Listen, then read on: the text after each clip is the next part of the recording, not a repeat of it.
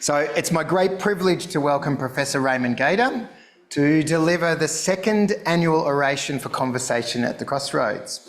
As many of you would no doubt be aware, Professor Gaita is one of Australia's preeminent philosophers. He is Emeritus Professor of Moral Philosophy at King's College London, Honorary Professorial Fellow at the Melbourne Law School at the University of Melbourne, a Fellow of the Australian Academy of Humanities and a Senior Research Consultant for the Centre of Ethics, University of Pardubice in the Czech Republic.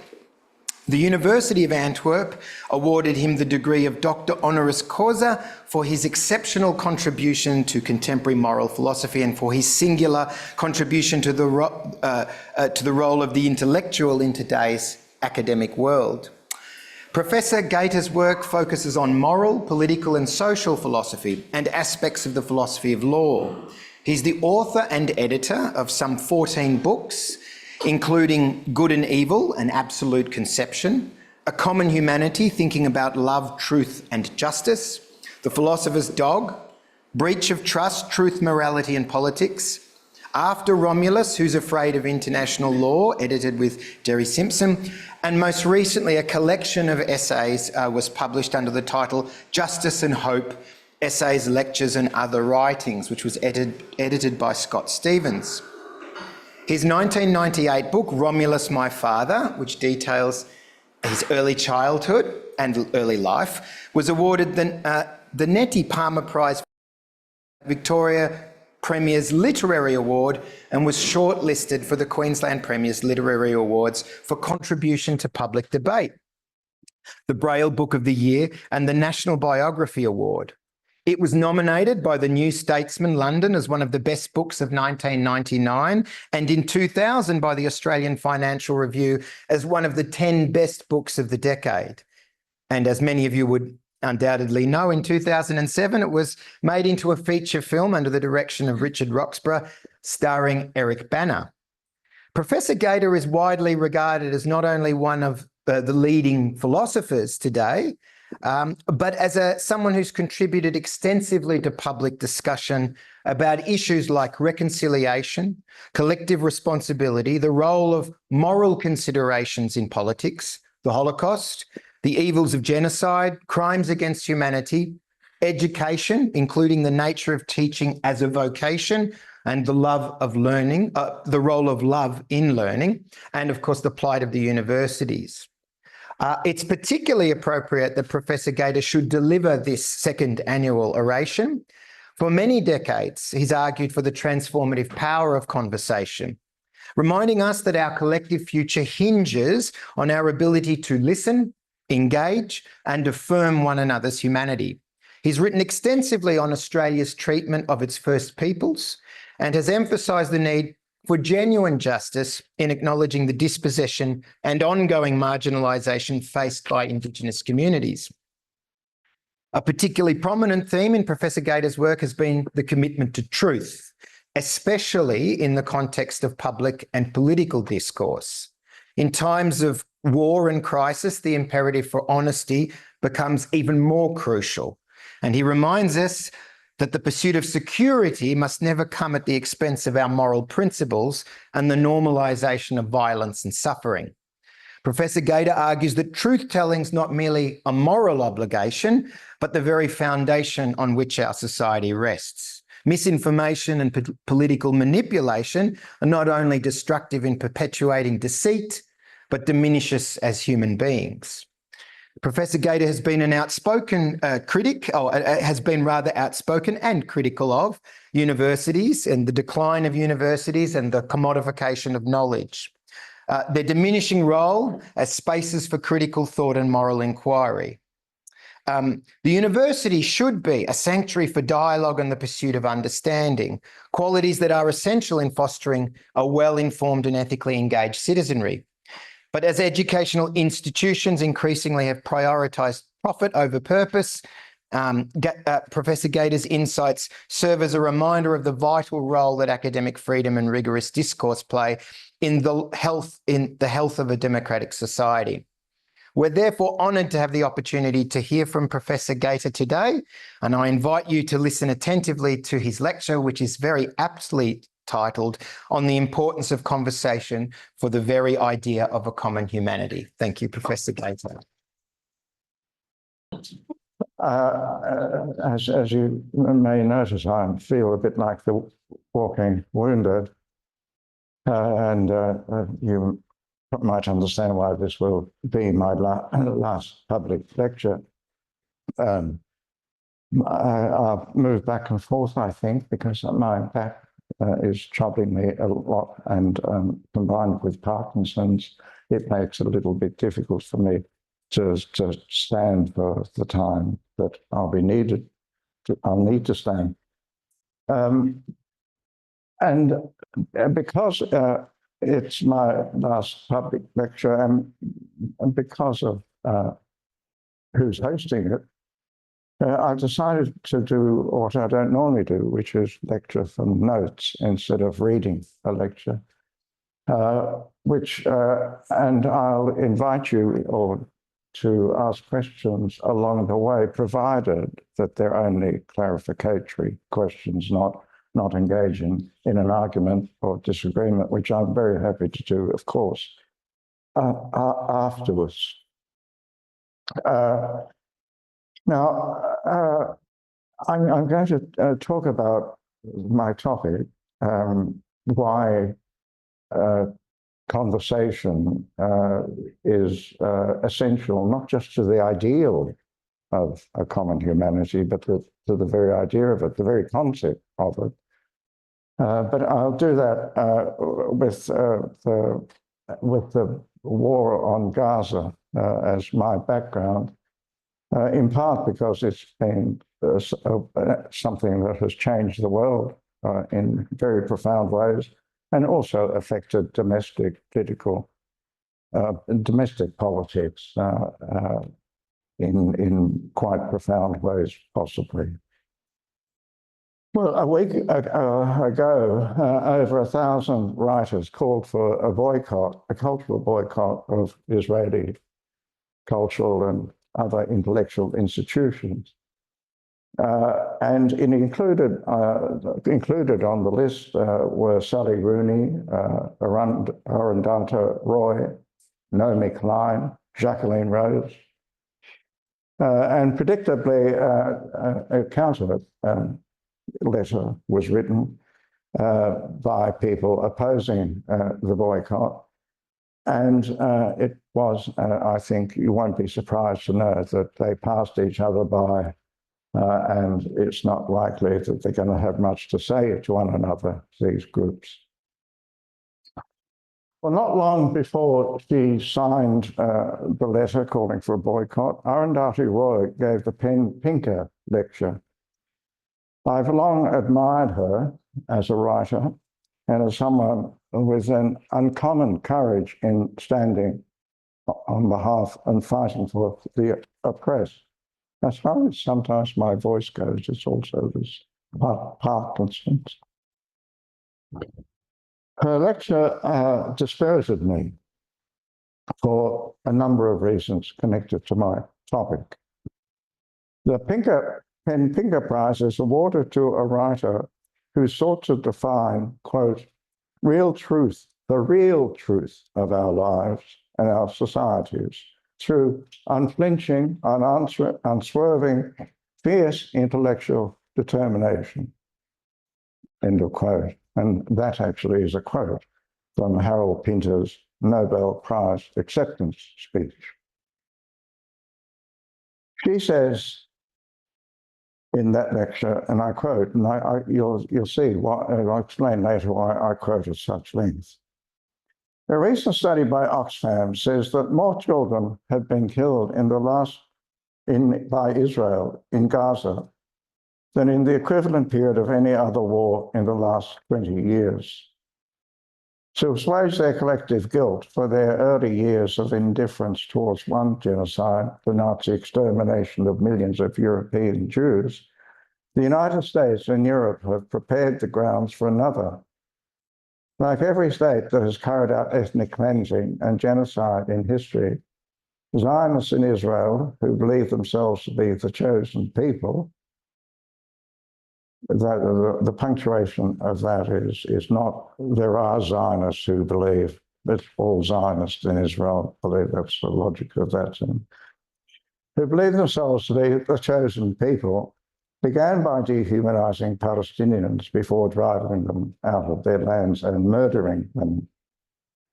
The new state was supported unhesitatingly and unflinchingly, armed and bankrolled, coddled and applauded, no matter what crimes it committed, grew up like a protected child in a wealthy home, whose parents smiled proudly as it commits atrocity upon atrocity. No wonder today it feels free to boast openly about committing genocide. At least the Pentagon Papers were secret. They had to be stolen and leaked. No wonder Israeli soldiers seem to have lost all sense of decency.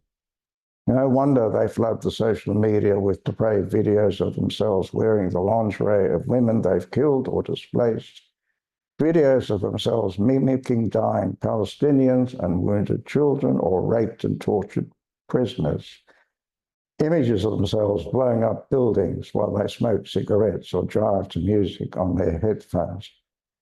Who are these people? What can possibly justify what Israel is doing? I'm still quoting. The answer, according to Israelis and its allies, as well as the Western media, is the Hamas attack on Israel on October 7th last year. The killing of Israeli civilians and the taking of Israeli hostages.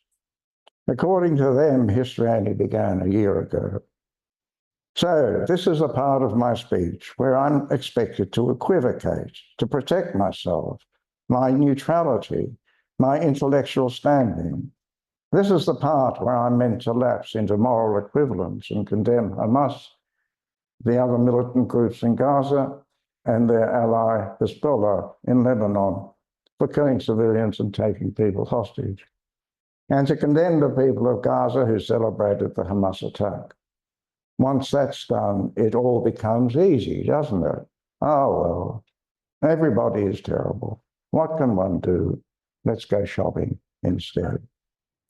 I refuse to play the condemnation game. Let me make myself clear. I do not tell oppressed people how to resist their oppression or who their allies should be. Well, I've quoted that at length,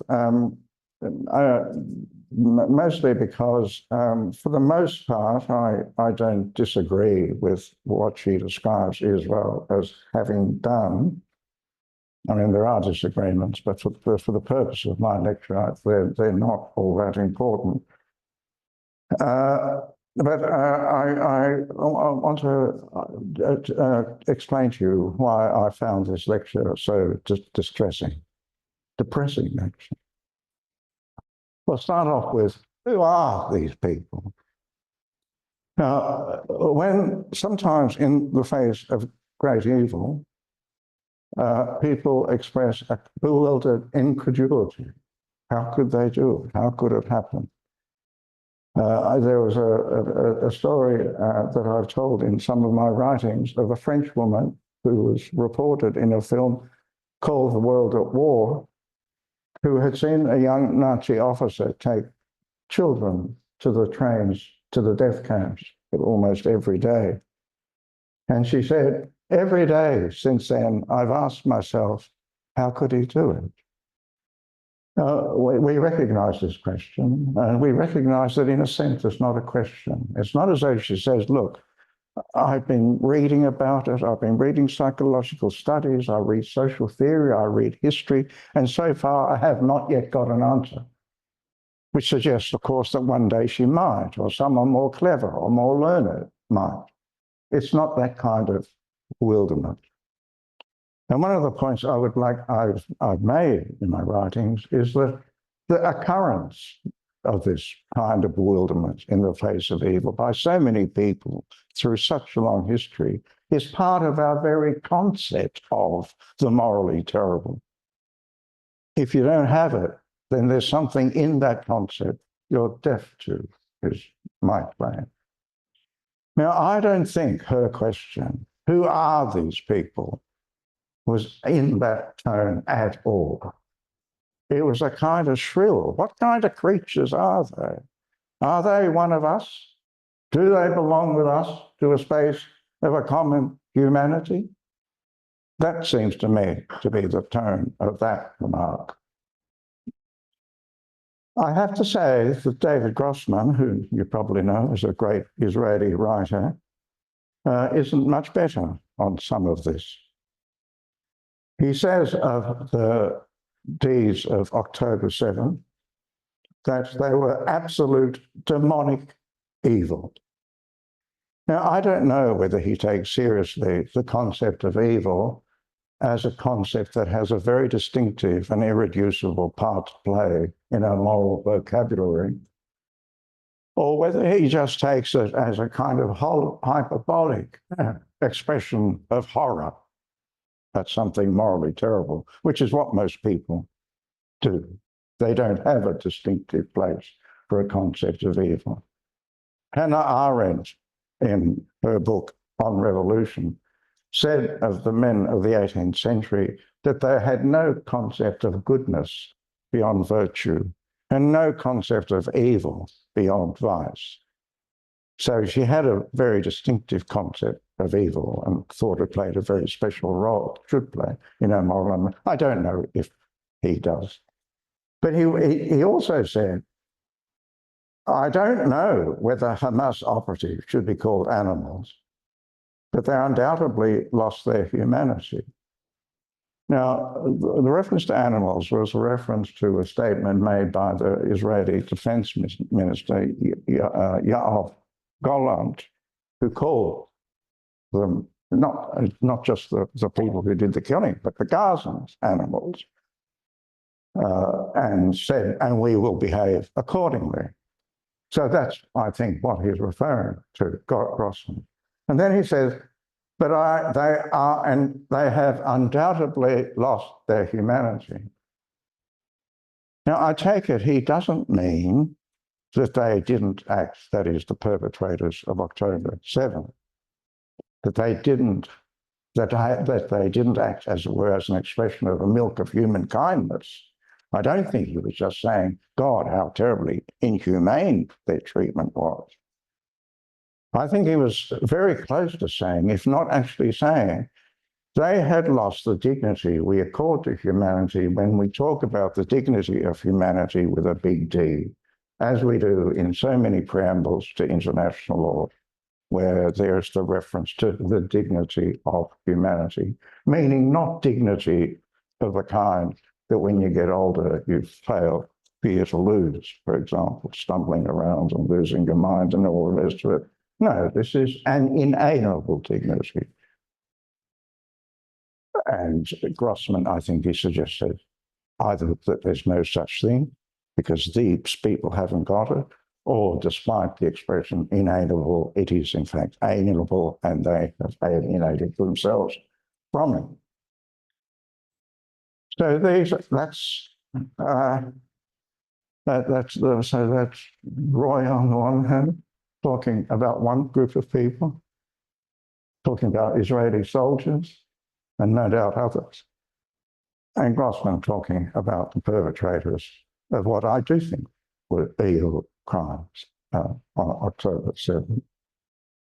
I think one of the lessons of the Holocaust we were told in the 1960s and early 70s when people started talking about the Holocaust was that good people can do terrible things and that even if they don't do them, they often support them or remain silent about them when they should protest.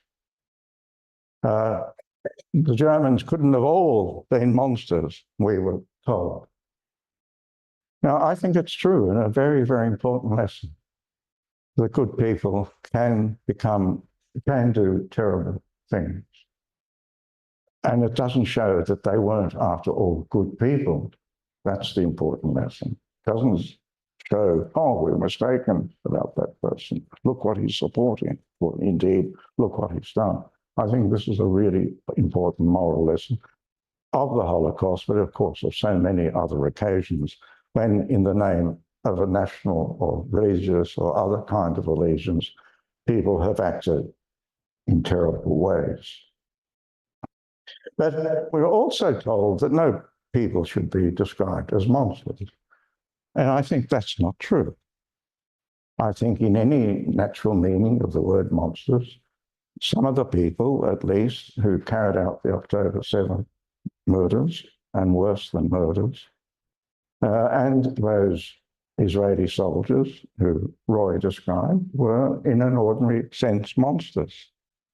But that doesn't mean that they didn't possess an inalienable dignity to which there is owed an unconditional respect. And that those people, though they're monsters in the sense that they did the most terrible things, they're entirely unrepentant about having done terrible things. They would do them again, they tell us, again and again. There is no place in them from which we can even begin to glimpse where a sober remorse might grow. So in any ordinary sense of the word monster, they're monsters. But they are owed, according to the idea that human beings possess an inalienable dignity, even they are owed the respect, an unconditional respect, not esteem, of course, but the unconditional respect owed to people by virtue of their humanity, the dignity of their humanity. Talk of the inalienable dignity of every human being, or talk of the dignity of humanity, was not a comment on character. It was not at all. And that's very important to remember when you're revolted by these kinds of things. It's incidentally also true of the laws of war. The laws of war don't say you should obey the laws of war in regard to your enemy, provided they're nice to you, or provided you have reason to like them. The laws of war prohibit the killing of civilians, except in very limited circumstances, even if you have very, very good reason to despise them all. That's not the slightest justification for evading an accusation of war crimes if you kill them under conditions that are not permitted by the laws of war, as Israel has killed many thousands of them, and Hamas did too. So I'm sure that our daughter Roy, I'm pretty sure, I have no reason for thinking otherwise, would think that what was done on October 7 was morally terrible. And she might say to Naomi Klein, who was in the audience, hey, Naomi, you know what I think, this is terrible.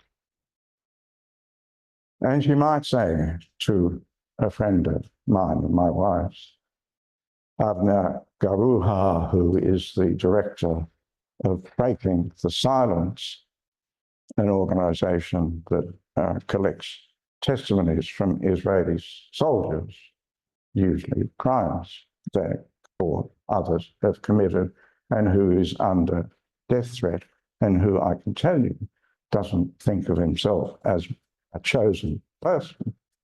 She might say to, hey, Avner, you know, I think it was all morally terrible, but I don't expect me to say that publicly. Don't expect me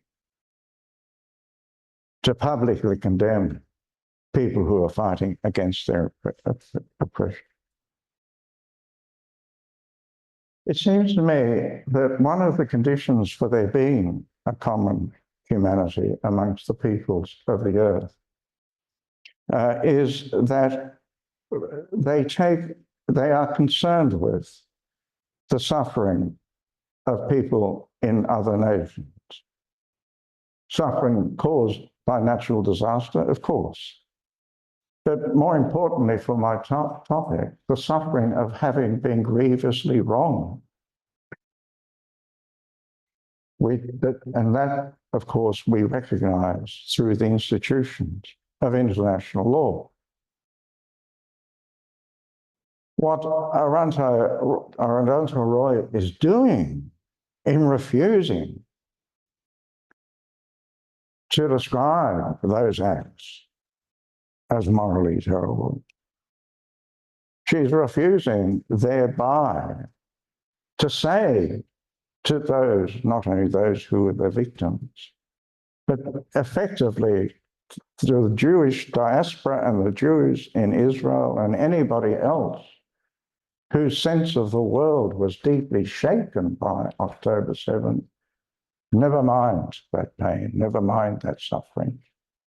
And that is a denial of the conditions, as far as I can see, the very conditions of there being the realization in the international domain of a sense of a common humanity. And that's why it depressed me so much. Someone like she, who I admire, could have done such a thing. She talked, and others talk, about, she and others say that Israel committed genocide in Gaza, has committed genocide, and you'll hear it all the time. And the petition to boycott Israeli authors and other cultural institutions said that people who were supportive of Israel were complicit in genocide. Now, they do this, I think. I mean, people resort to the concept of genocide because they think it denotes the most serious of crimes. It's called, in fact, the crime of crimes, often. But anybody who has thought for more than 2 minutes about this concept and has realized, or let me put it this way, if anybody who has thought for 2 minutes about this concept has also realized that the crimes against the stolen generations were at least sometimes genocidal, at least, for example, in Western Australia in the 1930s, will realize that not a single murder was committed against the children and their parents in the service of a genocidal intent. Will recognize there must be crimes worse than genocide. And indeed, the indigenous peoples of this land have suffered crimes worse than those against the stolen generations, massacres, for example. So it can't be the case, if genocide is the crime of crimes, it can't be because morally it is the worst of crimes. It might be the case, and I'm not going to go into this, it might be the case that crimes that are genocidal, which also include, for example, war crimes and massacre or whatever, become worse by virtue of also being genocidal. I'm not going to go into that. That might be the case. But it will still remain true that the crimes committed against the stolen generations, the rapes sometimes and the brutality and so on, if they became worse by virtue of also being genocidal, it still remains true that they weren't the worst of all crimes committed even against the indigenous people. So there's a kind of confusion here about the reason why genocide has become such a popular term with which to criticize what one finds to be morally abhorrent in the political arena. Let me, if I can read, should I read out? Does anybody would like to know what the Genocide Convention actually says? I'll read it. Genocide means any of the following acts committed with the intent to destroy, in whole or in part, a national, ethnical, racial, or religious group as such. And now the list of the acts.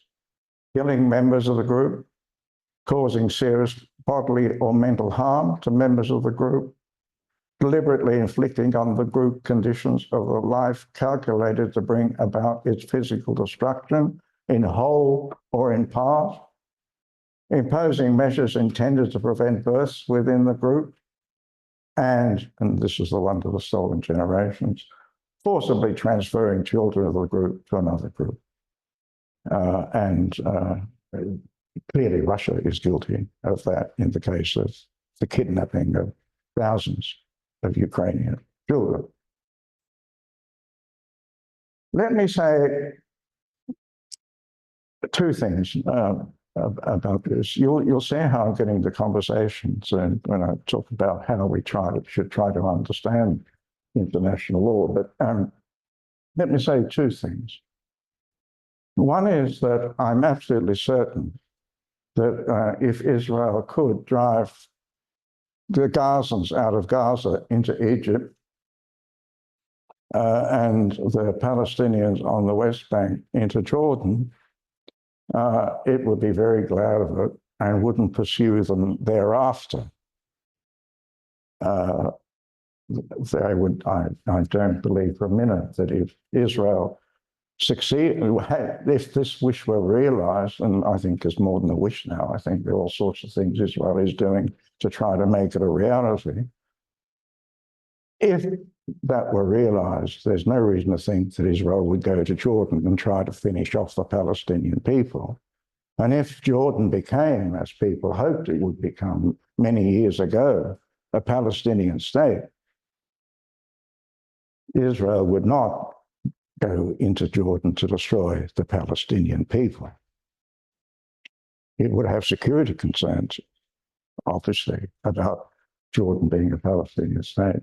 But there's no reason to think it would go there to wipe out them as a people or as a distinctive political entity.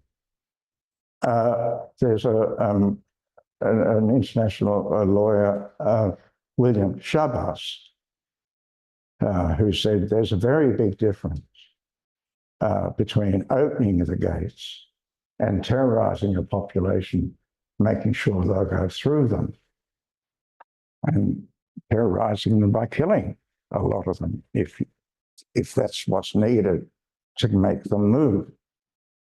Big difference between that and closing the gates and killing them all off, which he said was the Holocaust in the second instance. The first instance would be ethnic cleansing, not a distinct crime, actually, in international law. Now,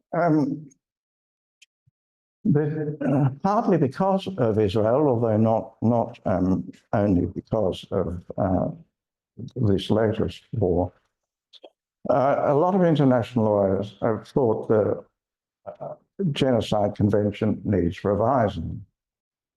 Some revisions would be relatively trivial, like adding gays to the list of possible targeted groups or people with disabilities.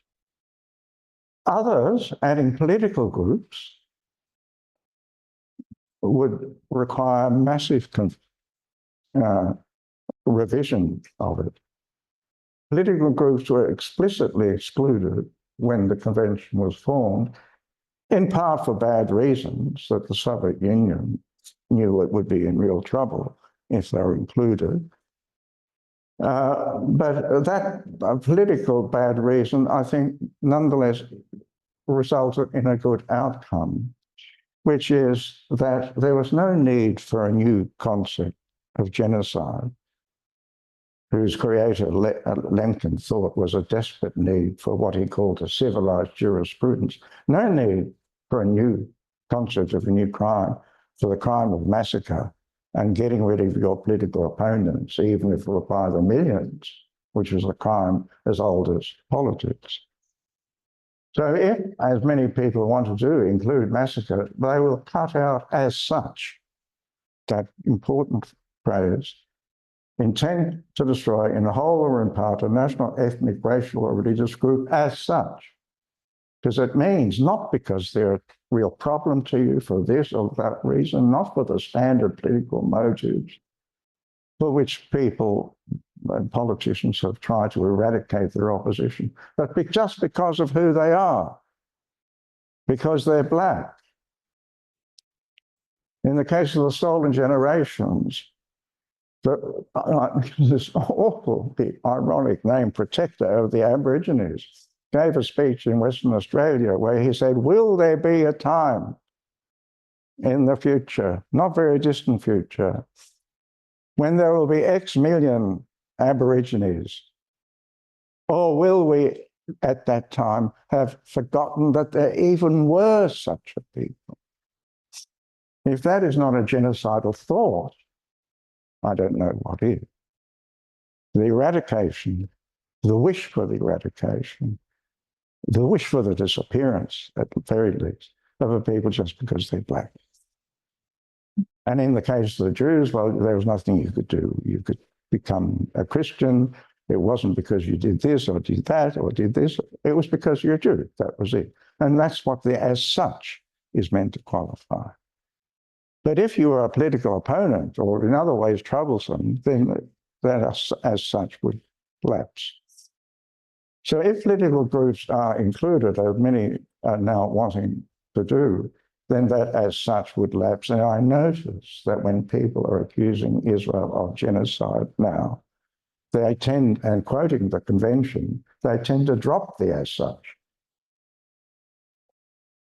Well, I'm not going to go into the technicalities of all that. But one of the things, this is a point I'm really getting to about this,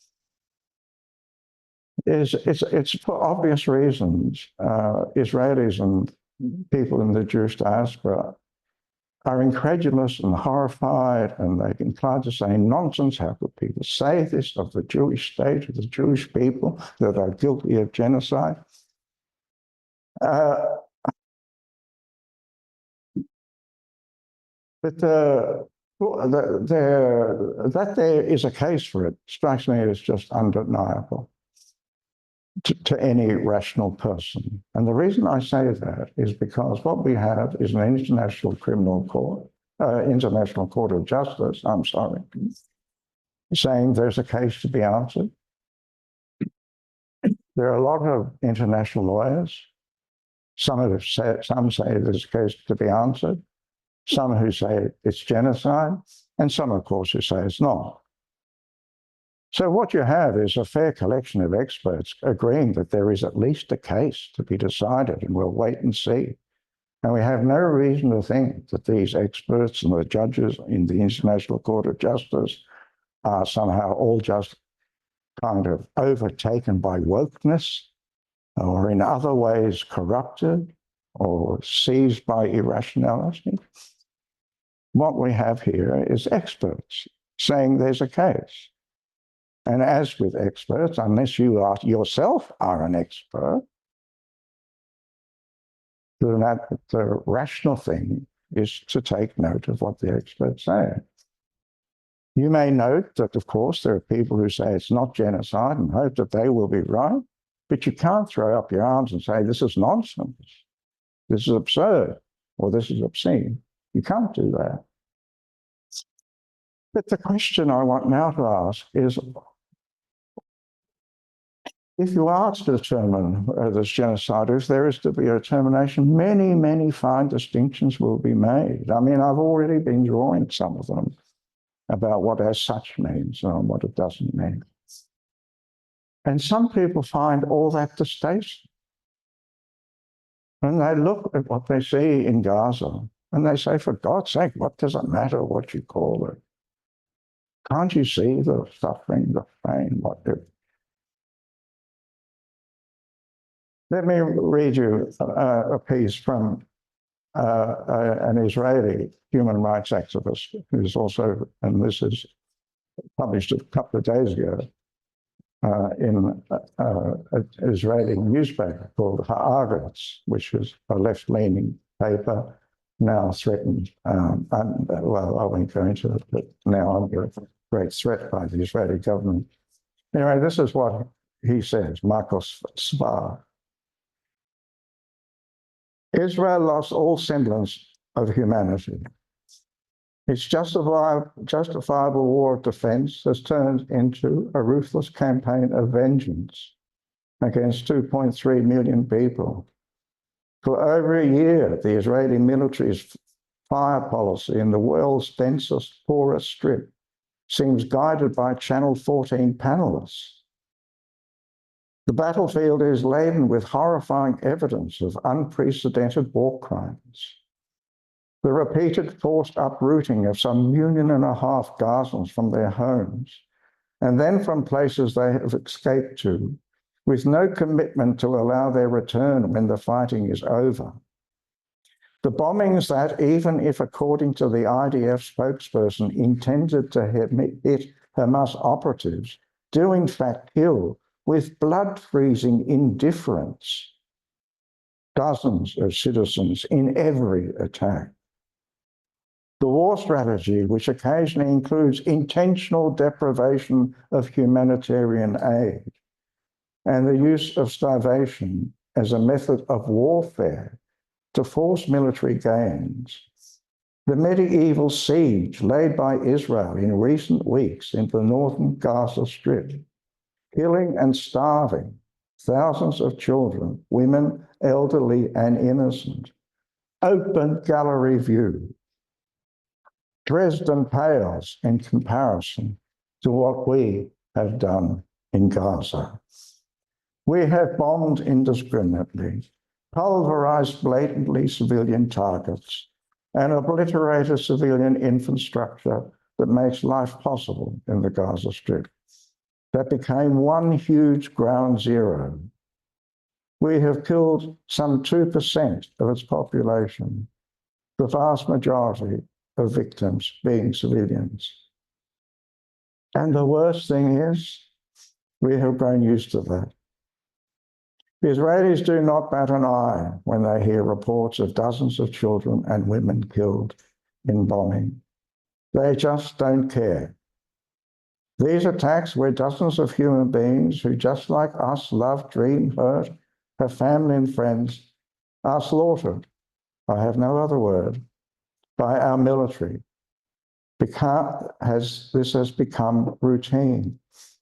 Any death of, quote, innocent bystanders used to be extensively reported, even raised public debate. Now, nobody says anything. The reason I read that is because I want to ask, is there such a great moral difference? Sorry, if this is true,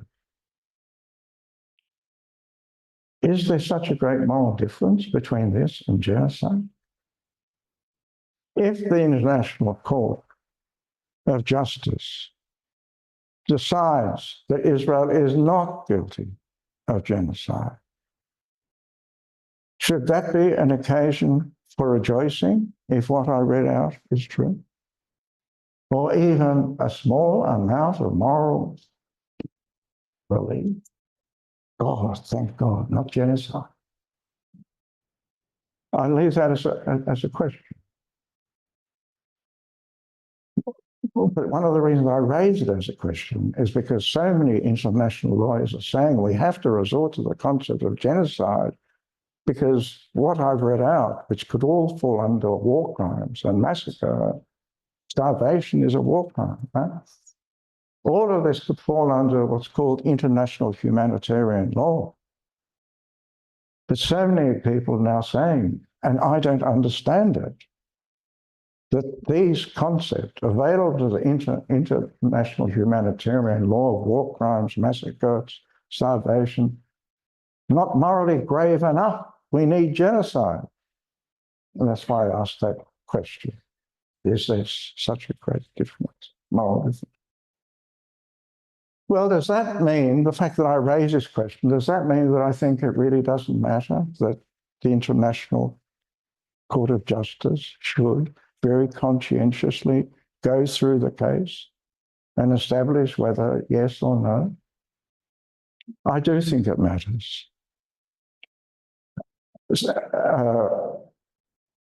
G.K. Chesterton says once that civilization is suspended by a spider web of fine distinctions.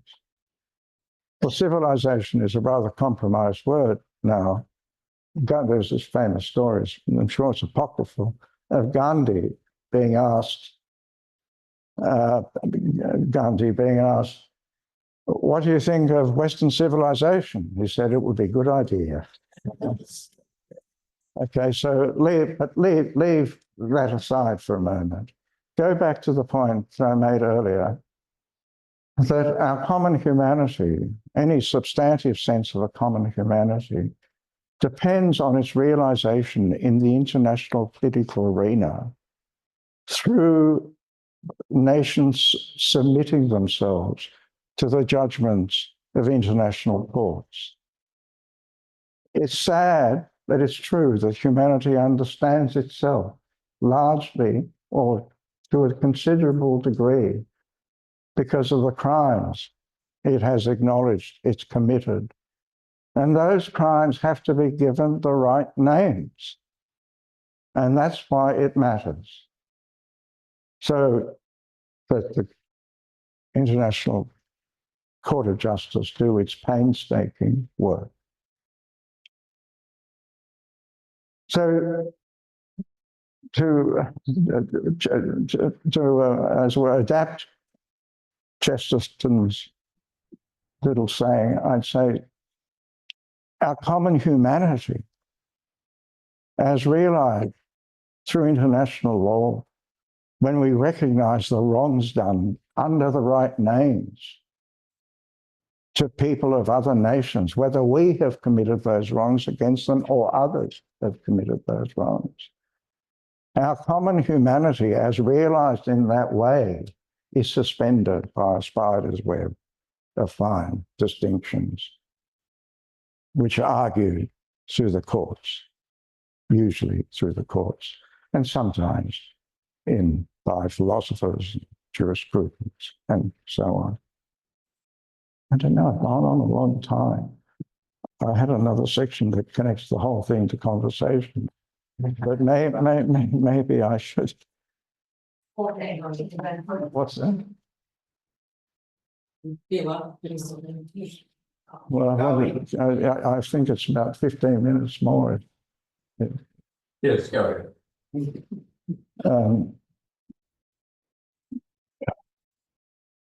I tend to be longer, actually, when I go off the cuff. You know.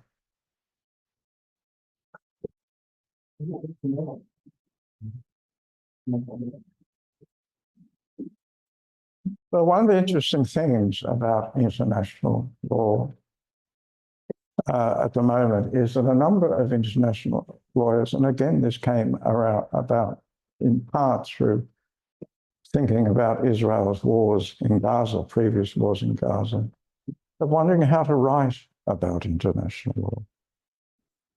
This is partly a consequence of the fact that so much writing that comes out of the academy is just unreadable. And, but it's for deeper reasons, which have to do with the fact that they think that that writing has, and this might seem paradoxical to some, and I'm going to try to explain why that it shouldn't be, both personal, that writers in international law should be able to find a voice, a distinctive voice, but not personal in the trivializing sense of, oh, that's my opinion. Personal in a sense that doesn't compromise in any sense whatsoever, a substantive sense of trying to see things as they are, rather than as one would wish them to be, perhaps because of one's political or other kinds of allegiances. Anyway, because one would wish them to be, rather, for one reason or another. Now, in the advertisement for this talk, it must have been Christian who wrote this, I suppose, that says, Professor Gaita asserts that our conception of humanity cannot be based upon the empty language of individual rights, when it is our shared feelings of grief, hope, love, guilt, shame, and remorse that offer a more potent foundation for common understanding. So to better address what I'm trying to make clear here, I'll say a little bit about how I conceive of morality. It's controversial. Moral philosophy just is an incredibly controversial subject, much more deeply controversial than most philosophers will admit. But a part of my work in moral philosophy has been to throw attention away a little bit from a kind of obsessive concern with rules or principles of conduct and asking whether they're rationally justified or are they not rationally justified. I've pointed to what strikes me as a very strange thing, that there's very little in moral philosophy that gives us an adequate sense of what it can mean to seriously wrong somebody or be seriously wronged. And I've done that by focusing on remorse. And I think of remorse not as an emotion that accompanies the realization that one has done something wrong, together with some resolve not to do it again. I think of remorse as a bewildered, almost incredulous coming to understand, a realization of the meaning of what it is to wrong somebody and what it is for them to have suffered that wrong. And this shows itself in our ordinary expressions. My God, what have I done? How could I have done it? These are characteristic expressions of remorse. And they kind of horrified realization of what one has become in the doing of some terrible deed. Nothing more substantial than the doer of the deed. You may have shown yourself to be a venal character or in all sorts of other ways base. That would be a focus of shame.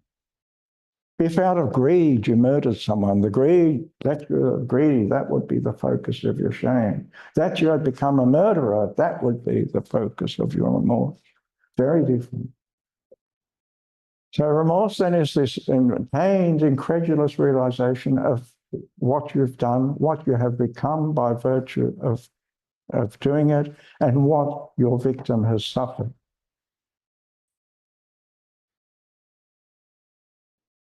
Now, one of the things I wanted to say is if you think of remorse in this way as one of the most sober moments of the moral life, not when you're in a philosophy tutorial asking, is it justified? What if I'm not moral?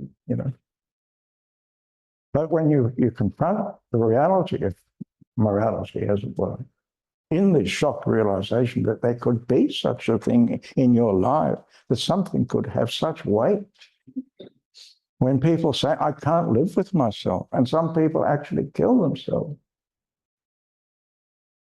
I'm not saying they should kill themselves, but we should be astonished that doing something terrible could have such weight in our lives. Then if you give to a remorseful, soberly, seriously remorseful person words that are characteristic in moral philosophy or elsewhere to express that horror, they sound like parody. My God, what have I done? I violated my principles. Oh my God, what have I done? I've bucketed up my best chances of flourishing by not cultivating the virtues. Oh my God, I violated the social compact. Oh my God, says, this could be, it could happen. A remorseful killer in October 7th. My God, what have I done? I've violated their basic human rights. These things sound like parodies, but they are parodies.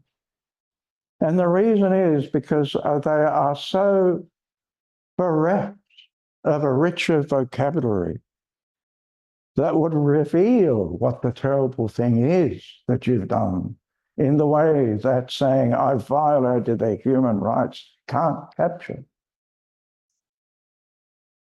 And I'm not suggesting now that we get rid of talk of human rights. Although I did notice once, and I've had occasion to reread A Common Humanity, which you mentioned, because it's been put into the Routledge Classics, and I've had to reread it, and I've noticed, though I talk about genocide, racism, all sorts of terrible things, I don't think the expression human rights occurs in the book at all. Not intentionally, but it just didn't seem to matter to reveal the terribleness of what was done to our Aboriginal peoples and what was done in the genocides and the Holocaust and other things. But I'm not suggesting that we get rid of the concept of human rights. What I am suggesting is we mustn't rely too much on it and deprive ourselves of a richer vocabulary which reveals the meaning, the terrible meaning sometimes of what we have done. And eventually will become effectively, ethically illiterate. We depend here not just on philosophers and academic jurisprudence. We need writers, novelists, poets to give us that richer language. That's one thing. The other thing is we need to develop a sense of discursive thought, which is what these people, these international lawyers are doing when they're searching for a language in which they have a voice, in which an individual voice can express itself, but it will be answerable to many of the categories that are used in the criticism of literature. It won't be, hey, you got your facts wrong. Hey, you're jumping to conclusions. These things, of course, are important if you're thinking about whether you or someone else is thinking well. It'll be also, how come you're so tone deaf to cliche? How come you're so vulnerable to kitsch in your description? How come you can't hear the heroic resonances in the expression freedom fighter? And how come you can't see that when you do what you did on October 7th, you can't claim those heroic resonances anymore?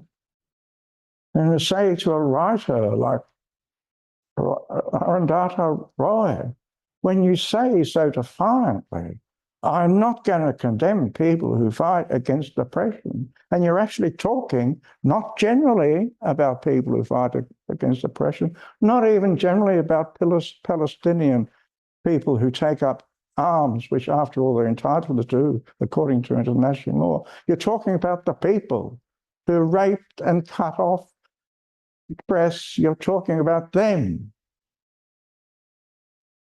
And they're the ones who rang home and said, hey, Mum, I just killed 10 Jews. And she said, great, go and kill some more. Are they entitled to the heroic resonances of the expression freedom fighter? Even if they were entitled to it when they broke through the fence, before they did it. You don't have to choose between terrorists and freedom fighters. Some terrorists are freedom fighters, some terrorists are not. It matters to have an ear for these things. And what I've tried to argue in much of my work is that there's a distinctive cognitive domain, a domain in which thought and feeling, style and content are inseparable. And here, now it's just 2 minutes, I'll read what I've just recently written as part of the preface to the new edition of A Common Humanity. Like many people, I believe the concept of conversation is important to democratic politics. So unlike some I believe it's connected to truth and truthfulness. Indeed, that these concepts are intrinsic to it. The conversations I'm thinking of are not just about how to negotiate conflicting interests or to achieve mutually agreed ends. They are about what our ends should be, about the values that should be that should enliven our shared political life. About such things, there is little relevant expertise.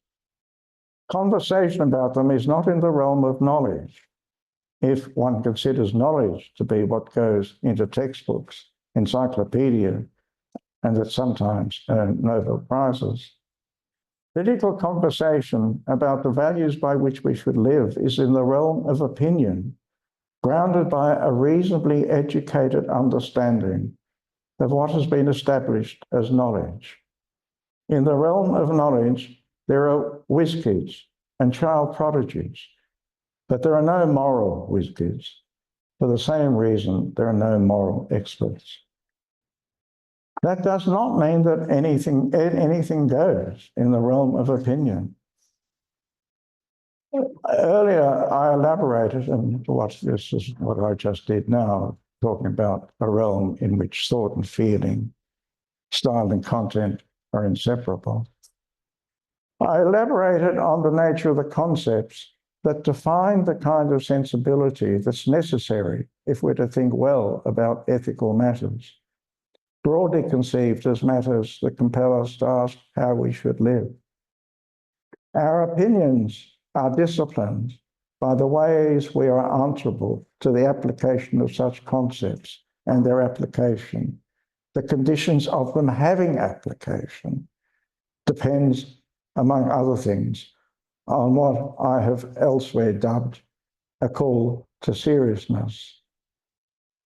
Donald Trump has destroyed the conversational space in which Americans can seriously disagree about their opinions and politics.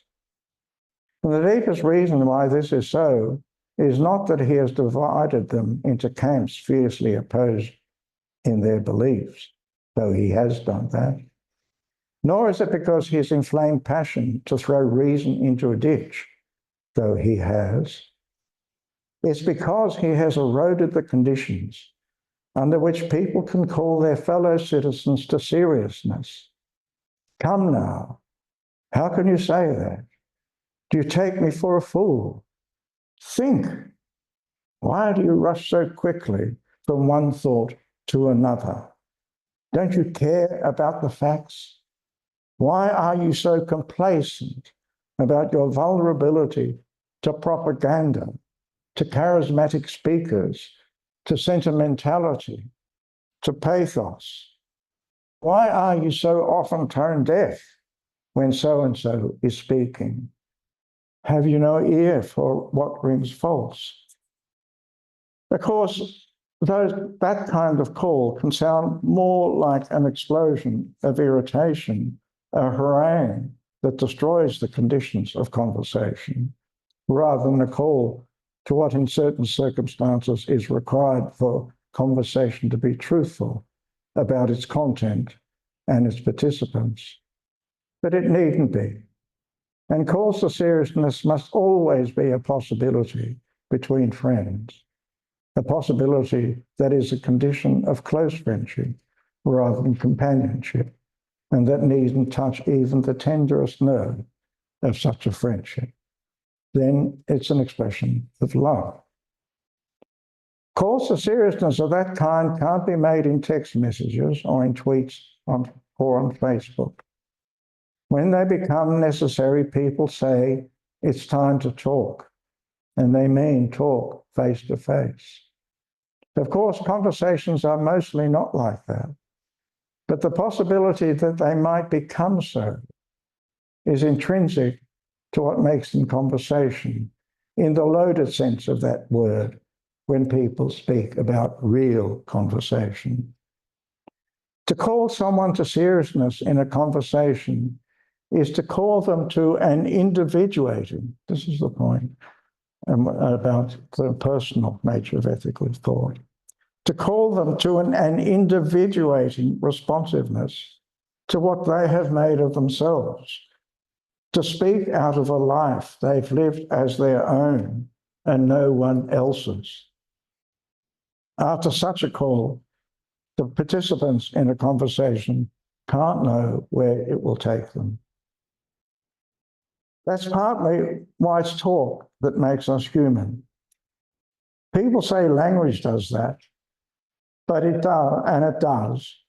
But the philosopher Rush Rees was right to argue that language is essentially, or perhaps one should say archetypically, something spoken.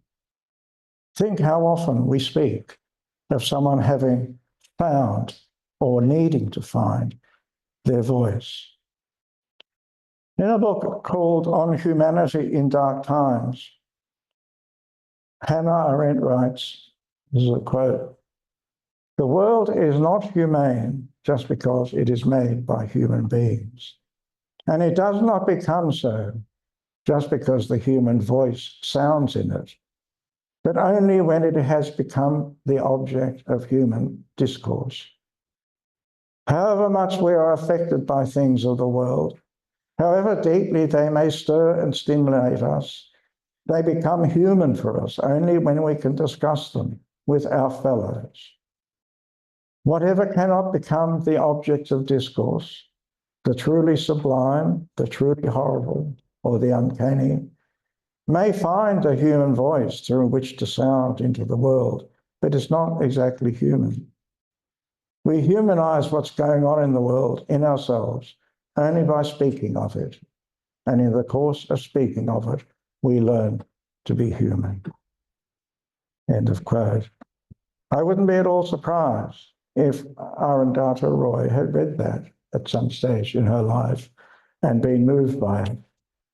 But if she did read it, and if she was moved by it, she didn't show it on the night of a pink lecture when she cast out a very large section of humanity from a possible conversation.